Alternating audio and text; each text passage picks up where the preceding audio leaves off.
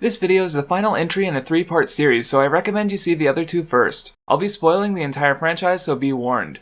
Danganronpa 3, End of Hope's Peak Academy is the aptly named conclusion to the initial arc of the franchise. Rather than taking the form of a video game or novel, it ran as not one but 2 concurrent anime series, Future Chapter and Despair Chapter. While Future Chapter takes place shortly after the events of the second game, the Despair Chapter takes place before the main events of both. During the runtime, information revealed in one episode is often brought up or hinted at in the next episode that aired, creating a rather unique viewing experience as you're meant to start with the first episode of Future Chapter, move to the first of Despair Chapter, then alternate until concluding with the finale of Hope Chapter. Before its airing, Spike Chunsoft, the developer behind the games, explained that they felt Danganronpa 3 was a story that could only be told through animation, and this fairly unique viewing method justifies it.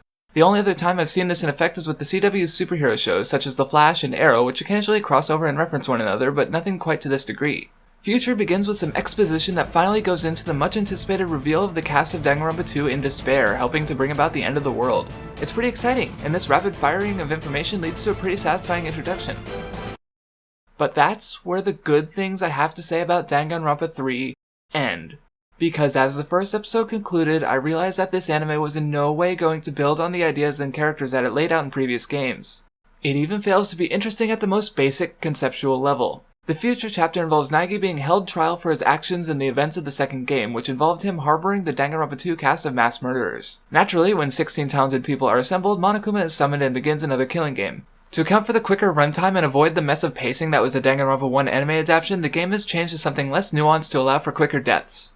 Most of the conflict is driven by Munakata and his allies who want Naegi dead, thinking he's a traitor. Tengon, the leader of Future Foundation, and other members Mitarai and Gekogahara are opposed to this and ally themselves with Naegi's group. And yet, despite the different characters and setting, it's only a vehicle to retread old ideas and characterizations with 0 new additions whatsoever, and the reveals at the end are so headache-inducingly stupid that it results in a wholly unsatisfying experience. But certainly, Despair Chapter, which focuses on the more engaging Danganronpa 2 characters, would be more interesting, right? I mean, I like them, so seeing more of them couldn't be a bad thing. And now we get a whole anime series dedicated to studying these characters and how they turned to despair, showing why they lost their collective shit and turned from quirky, derpy, yet affable and troubled fellows into complete monsters.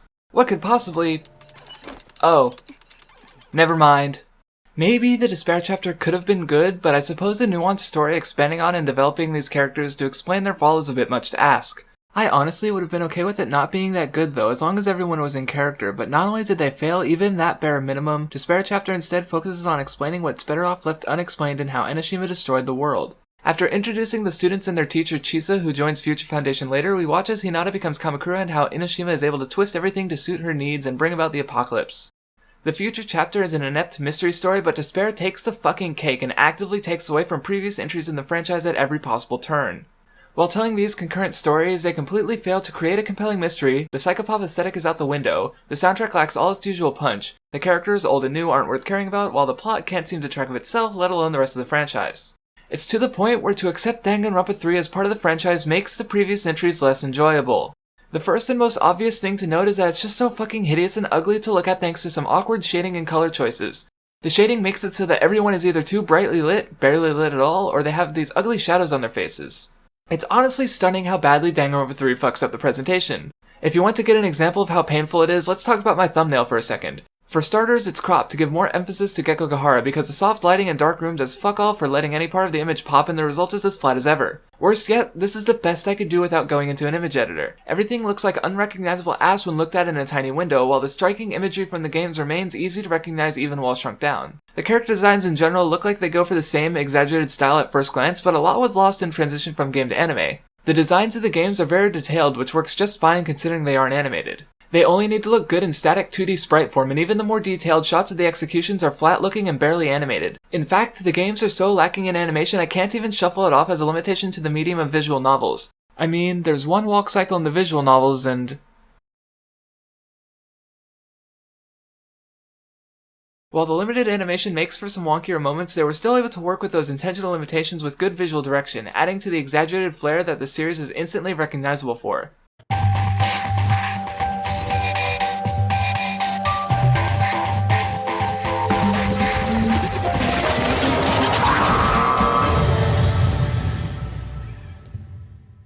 Let's see how the anime stacks up. 人の心に絶望がある限り。やったー！このクマは何度でも現れるのだ In the first game, we start off with the camera slowly descending, bringing the characters into view as the music steadily builds, creating a sense of anticipation. As the music speeds up, the camera zooms forward. Monokuma jumps up into frame just as the camera reaches the podium and the music hits its peak. The bounce sound effect and his wiggly arms add to his playfulness, and him landing is synced to the end of the music's high points. After that release, it stops, the music coming down as Monokuma sits still, the microphone feedback adding to the bemusement that might result from Monokuma's emergence. In Danganronpa 3, most of the music is accompanied by a blank screen, which switches on a few seconds before Monokuma shows up. Because we can't see the podium, there's less sense of anticipation, even though in both instances we're well aware that Monokuma will be showing up. The lines of dialogue also detract from the music, which is no longer synced up properly to Monokuma's landing. And nothing against Tarako, who replaces Nobuo Oyama in Danganronpa 3 due to her tragic dementia affliction, but even without the context of Doraemon's voice, Tarako isn't able to deliver on Monokuma's exuberance, further hurt by the animation of Monokuma's jump. And because it's not done by motion tweening, the result is not as exaggerated, lacking Monokuma's usual character. The whole show is just so janky, helped along by mediocre editing resulting in anything that isn't characters talking looking laughable. Even the talking is just boring. The games had far more of it, and while the sprites were mostly static, the cinematography during the trials was simple but effective, zooming and panning with every line to match what was happening. They can get away with that in a visual novel since it's hard to be less interesting than your standard dialogue interface, but even though it comes from a series that literally weaponizes dialogue, Danganronpa 3 doesn't even try to do anything of note. We're just stuck looking at characters who lack all the punch we're used to. Getting past the mediocre shading and coloration, a few characters have gotten some redesigns even if there's no actual logic behind it. Kirigiri's altered hair and clothes give her a more mature look, which would have been fine on its own, but Naegi looks older too. His hair is smaller and his face and body are proportioned to make him look taller. Where this becomes unusual is that Danganronpa 3 takes place immediately after Danganronpa 2, where Naegi looked the same as ever. Starting the anime, I was baffled in timeline confusion, as it made no sense for Naegi to be brought forward for his crimes any significant length of time after Danganronpa 2. But now it makes no sense for Naegi to look any older than he did a few days ago. Most of the other redesigns are as passable as they can be with a shitty aesthetic. Nidai loses all his intensity from the gross colors and subpar line work. It also bugs me how they only draw the blush on Kuzuryu's cheeks half the time, while Sumiki and the imposter keep getting it for no discernible reason. On Kuzuryu, it's there to highlight the baby face he gets so pissy about. On Sumiki... Character design changes are a relatively small complaint though. They needed to change for the adaptation to work since the detailed sprites just would not animate well, but these designs don't animate well either since everything's so stiff and flaccid. Combined with the weak editing and sound direction, the action scenes are all shit, unless you enjoy seeing 2 seconds of action before cutting away to something else. But there are plenty of other presentation issues that take away from the experience as well. Like in the Monokuma reveal scene, the soundtrack is never really used to the same effect as it is in the games. The opening and endings aren't the worst thing. They're just generic, song and visuals included. They have the characters falling to show how helpless they are. Whoa! Petals falling to represent the fragility of life, so deep and meaningful. I also found the shots of character deaths to be a bit obnoxious by the end of the show. Some of them are clear visual references to what happens, but not all of them, so the whole thing comes off like they're trying to say it won't be predictable and tired as fuck when the character actually dies, which is just not the case. But as I said in my previous videos, the soundtrack of the games is something I really enjoy due to both the tracks themselves and how well they're used in the games. But there are so many scenes where it just isn't used at the level needed to have any effect. When the dead guards fall out of the closet, the body discovery track is used, but nothing about the editing or cinematography makes it remotely shocking in any way, so it just feels grossly out of place. Another terrible example is when they use the music from Sumiki's execution during Despair, during a scene that just happens to have Sumiki, and it's a song that happens to have vocals. Vocals that don't add to the scene at all, except to remind you of the weirdest execution scene in any of the games. Having the familiar soundtrack play over a medium it wasn't intended for just reminds me of how dreary the experience of watching Danganronpa 3 really is. The reason that Danganronpa 3 fails to live up to the games is pretty clear if you look at the credits. Kazutaka Kodaka, credited as the main scenario writer for the visual novels, only did the general scenario plan for Danganronpa 3, while scenario and series composition was handled by Norimitsu Kaiho. Kodaka may have contributed to the overall idea, but he didn't have nearly as much influence here as he did in Danganronpa 1, 2, or Ultra Despair Girls, and it shows. Not to say it's perfect. Aside from the issues on previous games I've brought up, Ultra Despair Girls was just kind of meh. But even though the why is there, the levels at which Danganronpa 3 sinks shows such a basic misunderstanding of the source material I can't understand why anyone thinks this is okay. I've talked almost as much on aesthetic and presentation as I care to, but I've really only barely touched on the characters and plot so far. Some of the direction Danganronpa 3 went with these characters just ruins them. It's actually pretty impressive, because not only do they ruin characters I like, but they actually manage to take characters I didn't like and make me hate them even more. Take Enoshima. She is one of the weaker parts of the entire franchise. No motives, no personality, 2 good things about her. But in the games, I could accept it because of how she was used. She only showed up during the climax to act as a video gamey final boss, created and designed both to allow the series to happen in the first place and to be defeated in a big climactic showdown. I still don't like it, I just tolerate it because it allows for things I liked anyway. But then, Despair Chapter has the fucking audacity to inject her into the story and actually have her masquerade as if she's an actual character. If it wasn't already obvious how problematic she was in regards to the setting, it's only heightened as the world breaks down around her. And not in a cool, trippy way, just in a way that makes you wonder how she could have possibly succeeded at all. Her introduction scene involves her committing random acts of terror, cementing the idea that this is a world where she can do whatever she likes with no repercussions unless you have an ahoge.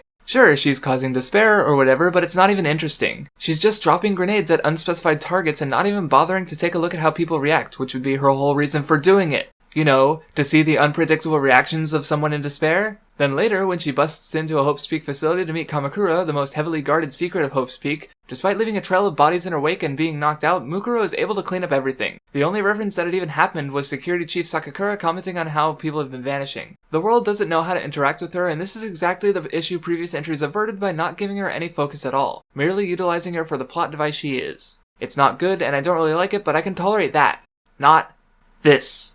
To keep going on characters I don't like, you have Nanami. I hate her because she's perfect and boring, and even though it makes sense for her to lack humanity as an AI, this aspect isn't really used to add to her character at all. Well, that just flew out the fucking window now that she's templated off what was supposed to be an actual human being. So, how did she become famous playing games? Is she big into esports? Speedrunning? Nope, she's just a cute girl who plays games. That's super high school level, isn't it?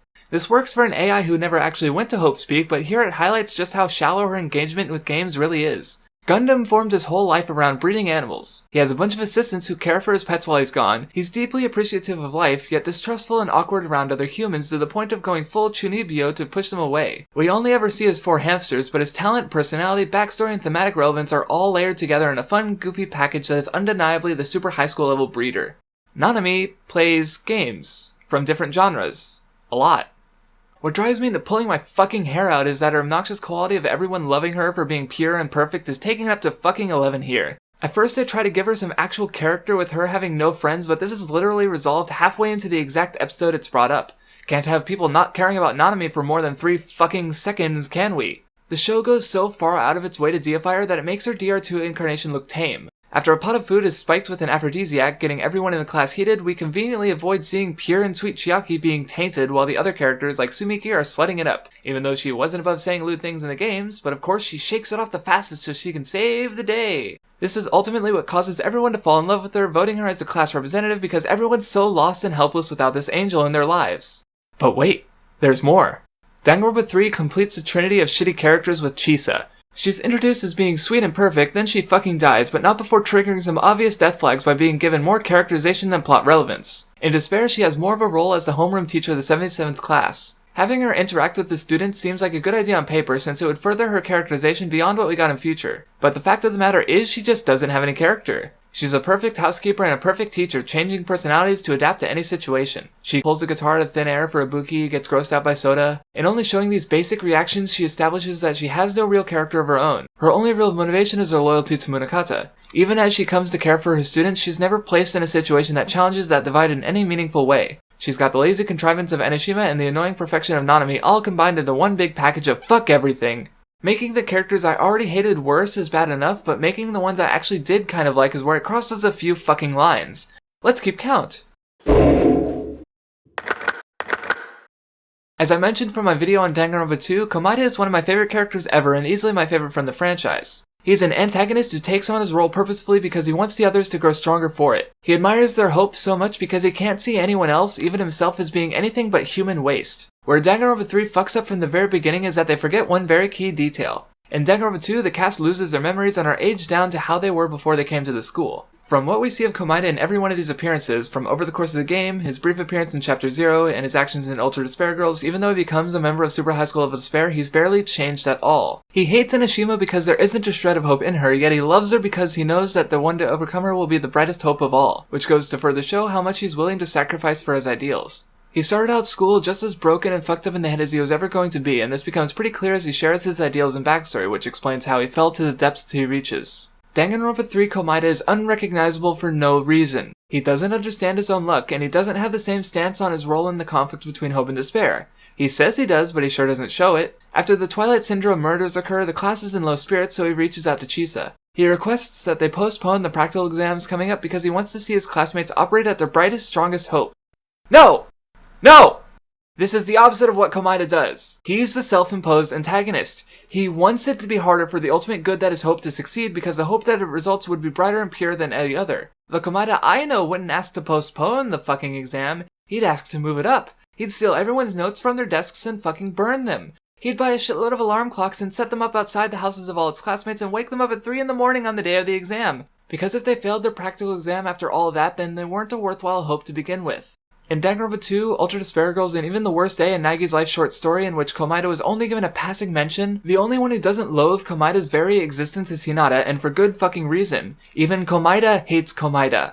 But by removing the aspect of his character that everyone hates, it completely ruins everything. In Danganronpa 3, everyone gets creeped out by Komaeda because he says weird nonsensical things about hope sometimes? Or more likely, just because everyone's supposed to be creeped out by him even though they make no attempt to justify it. But not only do they fuck up Komaeda's attitude towards his luck, they make no attempts to be consistent with what we've seen of luck in the setting so far. Danganronpa 3 only uses it for sheer plot convenience, and half the time they just forget the mechanics of it even though he so concisely explained it to Hinata personally. You know, before he mentioned he had fucking brain cancer and was only supposed to live a year, yet 2.5 have passed by the Hope chapter. Guess his cancer just fucking magically vanished, how lucky! At the very least, they do get his luck mostly right when the practical exam he wants to stop gets cancelled when everything gets fucked up for his upperclassmen. However, in the games, Komaeda utilizes his luck knowingly as a tool, but here his luck just leads him to the outcome he wants without any meaningful input at all. He's not a mad genius with faith in the quirks of fate surrounding him, he's a bumbling idiot who stumbles into his goals. However, putting aside the fact that it doesn't fit his motivations from the games, and the dog growing to a giant size straining my fucking suspension of disbelief a little, after it all blows over, Komaeda is suspended, not returning for a year. This happens for no reason, really.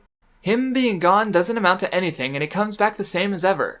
But what follows is the most contrived plot bullshit I've ever seen. Despite having not been on campus forever, he magically knows exactly where Enoshima is and that she's evil. He finds Peko off screen and has her distract Mukuro, who he shouldn't know about, finds the secret entrance into the statue, and doesn't even question anything before trying to kill Enoshima. He's never asked about how he knows so much, but when he's asked about how he's doing this, he just has luck. It was luck that had him bump into Peko and join him on his aimless walk. It was luck that had him find a secret entrance under the statue. It's pure bullshit, and the fact that he breaks through Enoshima's perfect plotting effortlessly without question or explanation is only half the reason. Komaeda's luck is only supposed to trigger when something unlucky happens at first, but nothing like that happens. It just happens anyway, so we can get the stupid bullshit that results from the class discovering Enoshima. What makes all these fuck-ups even worse is when you factor Naegi into the equation. Despite never having a reason to have faith in his luck, he suddenly believes in himself at the start of Future, right before more unlucky shit happens, so whatever. However, at the end of Despair, there's a scene where Enoshima mentions that she can predict Komaeda's luck, but not Naegi's, even though I think it make a pretty good case for both of them being the same types of luck. It only breaks when you see all the bullshit in Danganronpa 3, but the result is that Naegi's luck is the same as Komaeda describes, but it's Komaeda who's unpredictable since he no longer needs an unlucky event to happen first, making Enoshima's analytical diagnosis dead fucking wrong. To cap all the bullshit off, when Komaeda finally interacts with the one and only super high school level hope, Makoto Naegi, holder of the position Komaeda so desperately wants to achieve himself, he says, "Your luck sure is amazing." Luck? Luck? Luck! Komaeda hates luck! He hates it! It's worthless! It's not worth anything. It's not. Not to him. But what about the honest Hinata? Well, he got fucked. Because where Hinata really shone was in his interaction with the others. His honesty and confidence allowed him to tell the others how it was without the bullshit. This folded into his character arc when he was really mostly acting the way he was because he felt like he was a peer to them. Hinata wanted to be talented more than anyone, so getting to interact with the other talented students as peers was a big highlight of the whole killing game thing for him. But apparently this isn't that special because he's singled out by Nanami, Tengan, Chisa, and Kuzuryu Natsumi. The only one it really makes sense for is Tengan because it directly involves the Kamukura project, but Nanami and Chisa just happen to bump into him and happen to become increasingly emotionally invested in someone whose whole conflict is that he's a nobody who wants to become a somebody. Remember, Hinata is a nobody just like all those other nobodies. Hinata's the same. The same. And him getting singled out by Natsumi becomes ridiculous when you realize that she interacted more with him on screen than she did, you know, her fucking brother. And that's not even mentioning that they retconned her out of the main building so she could interact with Hinata in the first place. His only reason to be in the Despair chapter is to show why he became Kamakura, but everything that happens to him should have pushed him away from making that choice. Dangan has doubts, Nanami and Chisa both say that being talented isn't everything, and Natsumi is destroyed by her desire to be recognized for her talents. It takes less than all of that to push Hinata through the climax of the game, where he decides that having an identity and being talentless is more of a future than stepping back into the shoes of Kamukura. But despite having more of an argument not to do it, he does it because he wants to become a person that would make Nanami proud, even though she was opposed to the choice, because Hinata has been reduced to Nanami's little fuckboy. Even after becoming the unfeeling husk that is Kamukura, he has his only emotional reaction in the entire franchise upon seeing Nanami die. He only wanted to go through the events of the second game because he wanted to see Nanami again. Did I mention how much I hate the disgusting, throbbing erection the writers have for Nanami? Probably. It's also kind of fucking amazing that they fucked up a character where the whole point of them is that he doesn't have any character. Remember how he killed the student council at Enoshima's discretion, kickstarting the worst incident? Retcon! Now he just watched everyone else kill each other. And it's also a shame that the most important event of the series only really manages to be laughable. If you weren't laughing at the retarded Pikachu girl who decided that out of all these great weapons, a frying pan was the best choice, actually I take that back, she probably saw Tangled. But still, the couple getting double impaled and having a sword hammered through them with a shovel was funny enough, but the last victim cutting his head off with a chainsaw on accident before his headless corpse fires a pistol at Kamukura anyway takes the cake as one of the best scenes in Despair for being so stupidly hilarious. But with Kamukura not killing anyone, it comes off as an attempt to make him more sympathetic, and the result is that he actually has even less personality than ever.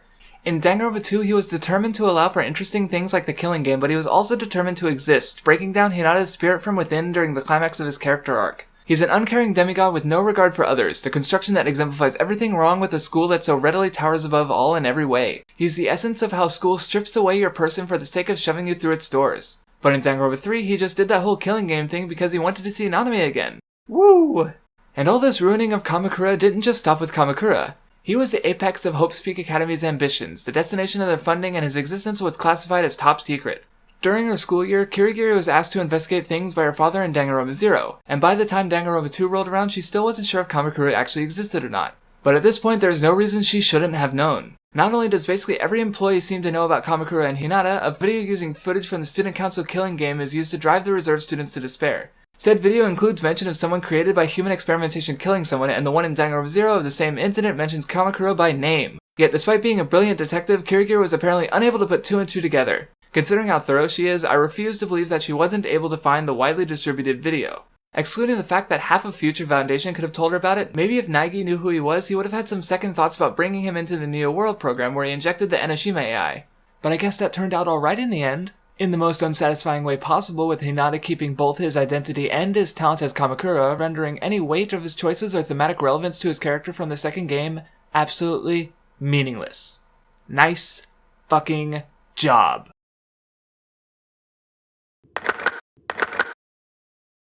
To take a break from characters from the previous games, let's talk about some of the new ones. Because there's no way... Actually, fuck it. Fuck that sarcastic, it can't be that bad, can it? Crap. Is anyone actually surprised the show sucks at this point? Jesus. Among the more important new characters is Munakata, second in command of Future Foundation. His largest driving motivation is to rid the world of despair, which takes on the form of intrigue during the Despair chapter and violence in the Future chapter. He admittedly doesn't do much in the Despair chapter, though he's still relevant through his allies, Chisa and Sakakura. However, where those two fail is in lacking much character themselves. After graduation, they declare that since they have no motivations of their own, they're just going to do whatever it is Munakata wants. He gives them some orders, and next time we see them chronologically, they follow through with no fuss. And the only real motivation driving this is that they both want to fuck Munakata. Yes, even Sakakura. Especially Sakakura. And boy fucking does he, since when he finds out about Enoshima being evil, he chooses not to tell him or else she'd tell Munakata about Sakakura's feelings. He dooms the whole fucking world because he didn't feel like coming out of the fucking closet. At least he has a little character to him, but he was only doing this because he cared about Munakata, but he cared more about his feelings for Munakata more than he actually did Munakata? He didn't even try to spill the beans after he saw everything getting fucked up or try to get a message to Jin about Enoshima. That's more of a problem with her though, because going into detail about how she did everything was a bad idea on every level. In the future chapter, Sakakura is again following Munakata and trying to kill everyone without much personal thought. However, his justifications are often laughable. He never really comes up with a counter-argument to Naegi's claims, dismissing them because Naegi didn't see the apocalypse, so he doesn't know true despair. And Naegi ultimately breaks his resolve down anyway after Kirigiri dies, putting them on the same level with dead girlfriends, making Munakata finally see reason. I mean, go ahead, Munakata, just ignore that Naegi's the only one of the two who actually went face to face with Enoshima, the embodiment of despair herself, and already lost people important to him before that. He also kept rattling on about how, this is reality, not a game. This might have been a cool angle to take since it's no longer in the medium video games, but there's still a game. There are still rules and mechanics. They even keep him from killing Naegi like 3 times because it's a game. Munakata. And the part that just fucking kills me is how he keeps going on about platitudes. A platitude is a word that's said so much it just becomes meaningless. And he's not actually wrong because the series really has made hope and despair into platitudes. Except at the same time, he still uses the words hope and despair to get his ideas across but calls them platitudes anyway, reducing the meaning of the word. In other words, he turns the word platitude into a platitude. Moving away from Munakata and his Blue Ball Brigade, there's Ruruka, Izayoi, and Kimura. They are the poster children for filler characters. The number 16 comes up across the series multiple times, and in Danganronpa 3 there are 16 characters involved in the game once again. But while you could certainly make the argument for filler characters in Danganronpa 1, I still feel as though Danganronpa 3 is a far better example if you wanted to see it at its worst. These 3 have almost no personality and they hate each other. Kimura is shy, Ruruka is a bitch, and Izayoi likes Ruruka. They fail to have any meaningful interactions with any of the other characters in future except when a secret entrance is found, but all this accomplishes is all of their deaths. They even get screen time and despair, but finding out more about their relationship adds nothing to their characters, as they're still as pointless and inconsequential as ever. Despite being kicked out of school and a couple years passing, they're still the same stupid dumb kids they always were, except now they have status. The only thing that happens from their inclusion is that Komaeda is suspended from the school for over a year, which results in all that shit. Everything else about these characters only involves them. Their pointless subplot serves to be a meaningless distraction at best and blatant filler at worst. The show only changes for the better by removing them, and all that's lost is an adherence to the number 16. And I do think that number is meaningful. The first game starts with 15 characters, which is said to be a nice solid number, but the true number is in fact 16, or rather 15 plus 1. 15 students and 1 hidden one. 15 talented students and 1 lucky student. 15 members of Super High School Level Despair and 1 of Future Foundation. 15 Future Foundation members in a death game and 1 outside. To compare, Togami brings up his own family, where he competed for the right to become Super High School Level Heir against 14 of his siblings, totaling 15, not 16. Though he says that they are figuratively dead, having been cut off from the family, they are not literally dead, and that's because 4 is death. The number 4 is considered unlucky in Eastern culture because she is both the number 4 and the word for death. 16 is 4 squared, so the fact that the casts of Danganronpa 1, 2, and 3, and even the upcoming V3 have 16 characters each is a very deliberate choice. But that said, it's still kind of a flimsy argument on my part, so I'd much rather they break that than have these shitty filler characters who don't even seem believable in their roles. Ruruka is so dumb and petty I can't even conceptualize her as any sort of leader, and Izayoi, Sakakura, and Chisa never seem to have any desire to lead themselves since they're always thirsting after Ruruka and Munakata.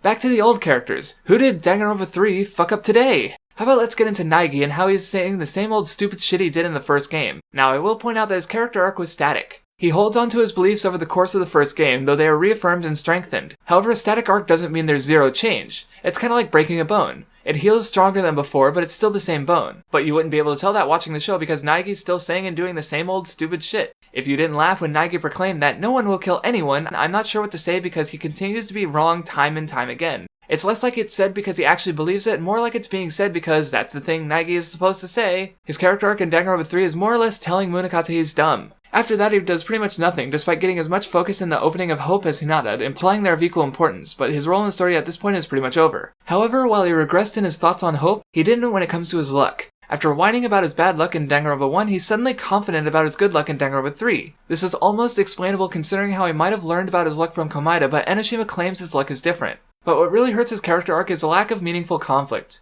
Munakata is the attempt at this, but he's hard to take seriously and his resolve is shattered instantly. He chides Naegi for thinking words work all the time, even though the game series is literally built on the idea of using words as weapons. In fact, he is swayed away from his strong resolve, a resolve so intense that it captivated Chisa and Sakakura, by words. From a child. Also closely tied to Naegi is Kirigiri. Her changes from the first game are small, but she is a bit more optimistic, continuing to trust in Naegi to the point of dying for him. However, if the whole point of Naegi's character is to show how hope can spread, killing one of the characters it spread to was not a good move. Wouldn't it have been more meaningful if Naegi had been the one to die? His friends would have had to resolve the situation on their own, carrying on his torch. It would have also been a nice juxtaposition against the 77th class, who lost their hope in the form of Nanami and lost their fucking minds. But that would make Nanami look bad since we can't have Naegi being more influential to the characters he interacts with than Nanami is to the characters she interacts with, even though that's his whole fucking thing. Except she didn't really die, and she didn't really expect to. It turns out that Kimura had an antitoxin that could nullify the poison from the bracelets. Putting aside that she didn't use it herself despite having trouble because of her rule, Kirigiri knowingly used the antitoxin, didn't tell anyone, and let herself die so that Naegi could use her death to grow and talk Munakata out of his zealotry. She says that she trusts Naegi, but she sure doesn't show it at all with this horribly manipulative scheme of hers. What a fucking bitch! Oh yeah, and then there's Hagakure, who has no reason to be there aside from being the 16th character remotely involved with events. He's trapped outside the whole time and we keep cutting to him for some dumb comic relief. If they only stopped there, it would have merely been bad, but it becomes worse when his character arc is completely thrown out the window. At the end of the first game, he decided that relying on his shitty predictions was dumb and he decided to have more hope. In Danganronpa 3, he's still making dumb predictions and relying on them because it's Hagakure. We can't let the audience forget about him even though we aren't doing jack fucking shit with him. Anyone else? Oh yeah, Mukuro shows up. Yep, that was pretty much it. Her entire characterization in Danganronpa 3. And Anishima's slave. What? She barely changed any. Speaking of Naegi, let's talk about the other one. Because if this wasn't obviously a hint that there was going to be some fan service, this should be. In the middle of Future, they just take a whole episode to wank off Ultra Despair Girls. I didn't really talk about it in this series, but it's It does some things I like and some things I don't. But it's still a hell of a lot better than Danganronpa 3, and this episode shows as much. I mean, they still fuck up, don't get me wrong. For starters, we get a glimpse of the kids who give Komaru a bunch of information about Monika, who's returning to continue her role as Satan by acting as Future Foundation member Gekogahara through remote control. Even though Monika needed a lot of time to set everything up, the kids don't tell Komaru until it's convenient for the story. And even worse, they look like Ultra Despair Girls happened yesterday, even though that's completely impossible. From Monika's perspective, she was mentored by Komaeda for a while before he had to get shipped off to Jabberwock Island and go through the events of Danganronpa 2, which took 3 weeks alone before leading directly into Danganronpa 3. During this time, she built a castle, rebuilt her army despite the factory having been destroyed, and grew her hair out, while none of the others changed at all. Like, they didn't start to exist again until they became relevant. Or worse, since Fuko is still being a dismissive bitch to her first friend that she ever made.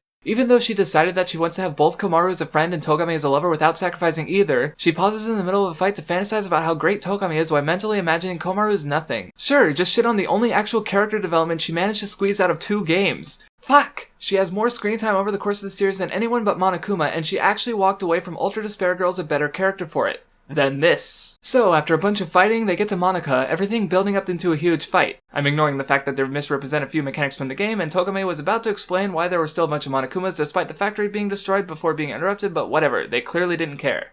And right as shit is getting real, Monika gives up because she's bored and gives them the information they need before dropping some ominous exposition and fucking off to space. And honestly, this is my absolute favorite part of this fucking trash. I mean, don't get me wrong, it still creates some gaping holes in both plot and character. Despite saying she doesn't care, Monika sure put a lot of effort into rebuilding her army, killing Gekogahara, and infiltrating Future Foundation coincidentally at the same time Tengan was masterminding his own plot. The reasoning is actually pretty funny. Komaeda creeped her out so much that she decided fuck this hope and despair nonsense. This does happen to kill what character she had, since the thing about Monika, as shallow as her characterization is, she actually has characterization, which is more than I can say about a certain other main antagonist. Actually, her motive to be like Enoshima actually kind of pissed me off because she was more entertaining than her from day fucking one. She is just such an unambiguous, evil shit in every way possible, I can't even hate her. She's also fucking cute. I still can't get over her adorable dictator uniform. As if having swastikas in her eyes wasn't subtle enough. She's cute, but I'd still roll her wheelchair down the stairs. Just saying. And while it does ruin her role in the ending of Ultra Despair Girls, create nasty contrivances for Danganronpa 3, and overall being a gigantic waste of fucking time,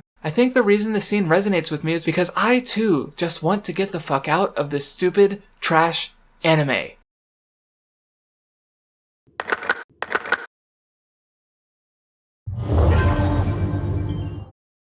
So, I've addressed most of the characters, but Tengan is really where the events of the story come from. He starts the killing game for the greater good, and the focus of events is squarely on Mitarai, the former super high school level animator. Mitarai is such a genius that his animations can create exactly the emotional effect he wants. Despite being unfinished, he's still able to bring both Enoshima and Mukuro to tears. This is after she just randomly bumps into him. Considering how she already had the worst incident planned at this point, and how important Mitarai ended up being for her, I can only wonder what the fuck she was going to do if she never met him. Oh, whoops, my bad. I was implying logic to Enoshima's role in the story again. Silly fucking me. However, if I was to take away everything and bring in one singular complaint about the whole of Danganronpa 3, it would have to be brainwashing, which single-handedly ruins so much it's despair-inducing. This is a common complaint, but the fact that so many people realize it's a problem only scratches the surface. This plot element creates a dozen problems for the one it solves, and that is the previously mentioned incident of the Reserve Corps students being driven to despair, then suicide. So, after meeting Mitarai, Enoshima effectively kidnaps him so that she can make her despair-inducing version of his animation. After months of this, there's no question that Enoshima is evil, yet he apparently never told anyone about any of this despite its monumental importance, even Tengan, though he finds out anyway. After finding out about Enoshima, Kamukura, Mitarai's brainwashing and suicide videos, he plots the whole scheme behind the backs of all of Future Foundation, and when you actually break down what he did, it becomes as dumb as you would expect at this point.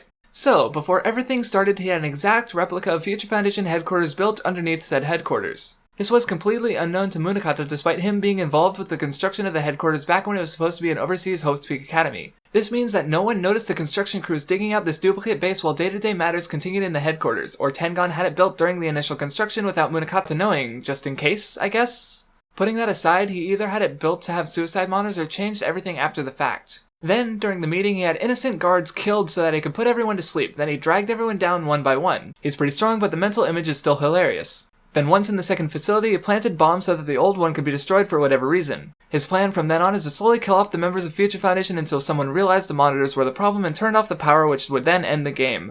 By the end of the game, Mitarai would finally be pushed into using his brainwashing video to make everyone in the world a mindless vegetable and remove despair for good. After all of this, I can only conclude that Tengan is both incredibly stupid and incredibly evil. Explaining it like this makes it sound stupid, but if I had to offer an explanation as to why it's so stupid, the only answer I have is red herring. The writing goes through so many hoops to make sure we don't predict that Tengan is the mastermind that it forgets to step back and explain why he did what he did. Monika's infiltration is obviously meant to implicate her. The duplicate headquarters is meant to implicate Munakata, who oversaw the original construction. The automated Monokuma recording syncing perfectly with Gekkokaha's display is something that only makes sense if the mastermind is or is working with Monika. The underground duplicate of the base is evidence that the mastermind is or is working with Munakata. None of these options is the case and no attempt is made to justify the discrepancy. And contrivance aside, Tengan started a fucking killing game for fuck's sake, and we're supposed to believe his intentions are positive in intent?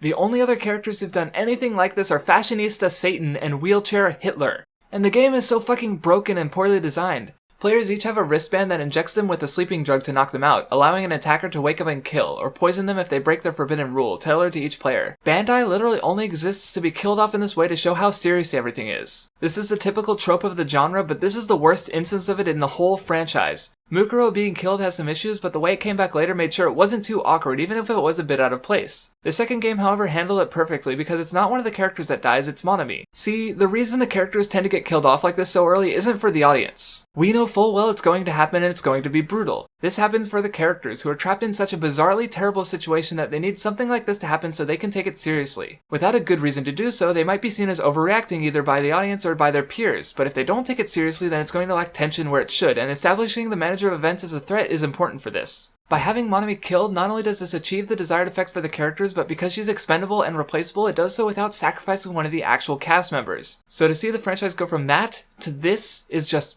painful. Anyway, if a round passes with no one dying, then the survivors are allowed to escape. In other words, killing is de-incentivized, which makes it baffling why he thought that made sense in a killing game. It also doesn't add up with the rest of the mechanics. If they aren't killed by one another or the suicide video, it's the forbidden rules, and they're a fucking joke. They are trite and often hidden until the last moment for the sake of squeezing out any dramatic tension. The results are usually as forced as you'd expect or unintentionally funny. Naegi's rule of being unable to run in hallways is never of any consequence. He's always either not in a hallway or with someone fit enough to transport him quickly if he's in danger. It also serves to add nothing to his character, even though being carried around like a little kid might have gotten him thinking about how generally useless he is. Between these dumb rules and the poison, it actually could have been used in ways to make Tengan come across as not being fucking evil just by having it so the poison doesn't actually kill anyone.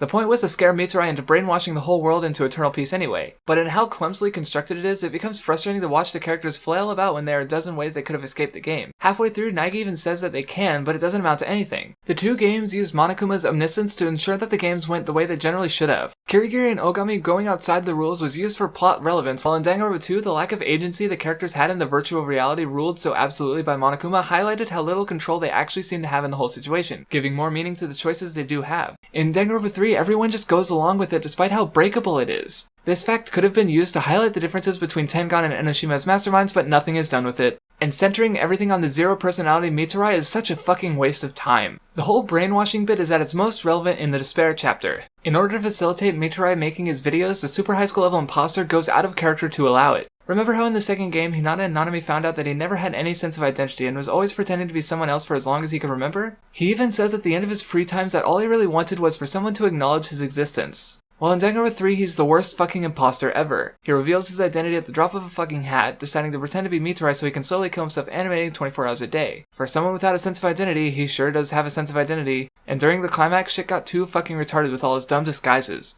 But what makes it downright painful is that even though he reveals the imposter thing to his whole class, it's dropped within seconds and no one really cares at all. All he wanted was to be acknowledged despite his lack of personal identity, and even when he gets his identity, he never gets that acknowledgement.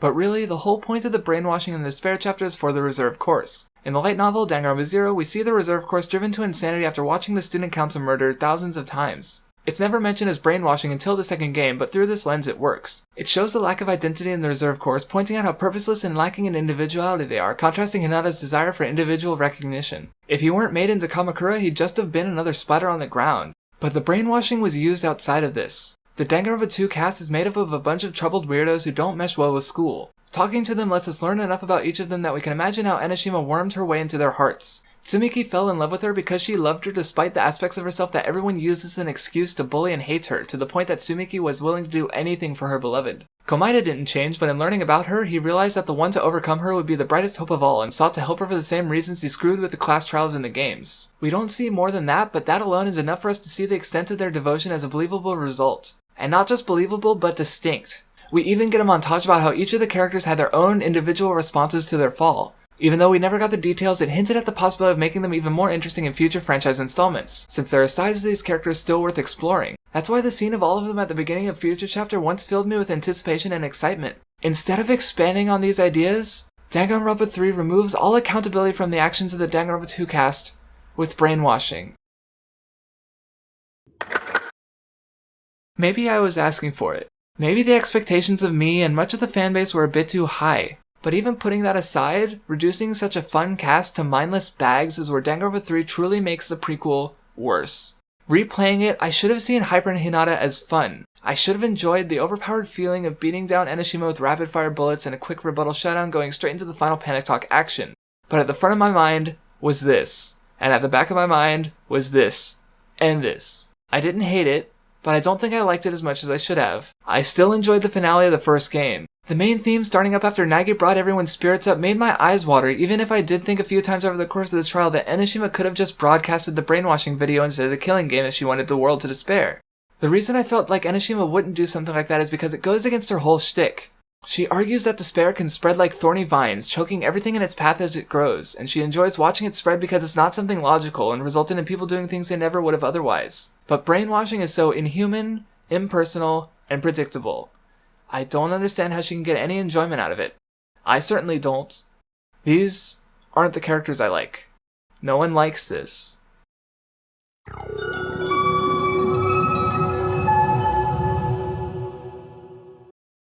End of Hope's Peak Academy has ended, with Naegi rebuilding Hope's Peak Academy. I'm not going to say how I feel about that. There's plenty I didn't say, but I already put myself in enough pain watching through this show. Twice. No other piece of media has so effectively broken me. I brought it upon myself, really. I could have stopped watching at any time. I could have moved on to something better. But I didn't. Because I'm invested in the franchise. I still am. But if Danganronpa 3 says anything, it's that the ideas of the Hope's Peak setting are tapped out. The whole school analog wasn't even touched in Danganronpa 3. I do think there are more ideas to bring up and explore with the franchise, but at the end of the day, Danganronpa 3 felt meaningless. It wasn't about self-acceptance, it wasn't about the struggles of being good at something or being good at nothing, and it wasn't about the mindset you need for life beyond school. Mitarai's conflict ends because his friends coincidentally showed up at the right time and talked him out of brainwashing the whole world. Nothing else mattered. The interesting ideas the franchise explores are completely absent here, and I hope to God it isn't indicative of V3. I was glad to play through the games because I still enjoy them strongly, and in order to truly explain how Danganronpa 3 fails on so many levels, I had to explain what was good about the games in the first place. And I can say without a shadow of a doubt that Danganronpa 3 is the single worst anime I've ever seen. Wait, shit, it's actually 2. Danganronpa 3 is the worst 2 anime I've fucking seen. And that's probably not going to change. Not for a long time. If I watched just about any other show that had a first episode as bad as any episode from this anime, I'd have dropped it. Honest to fucking God, I don't have time for that shit. But it had to be this one. It had to be Danganronpa. You might be thinking a couple things. For instance, I'm just biased. In light of that, I offer you my objective, unbiased review of Danganronpa 3. Danganronpa 3 is 2 anime that ran concurrently. It totals at 24 episodes long. It has characters, plot, setting, music. This concludes my objective review of Danganronpa 3. You might also call into question my expectations. Well, to be honest, yes, I was pretty disappointed after that first episode. But I kept watching. How far do your expectations have to fall? It almost became impressive at how I continued to be disappointed even after I let my expectations drop to 0. After being convinced that Danganronpa 0 was no longer canon due to not bringing up any of the other members of the 77th class, I see Kamishiro walk onto the fucking screen. Enoshima's god-awful introduction, Monica fucking off, Hinata being revealed to still have Kamakura's talents, the hilarious student council murders, the condescending recaps, a lot of butter. I can't even react properly myself at this point.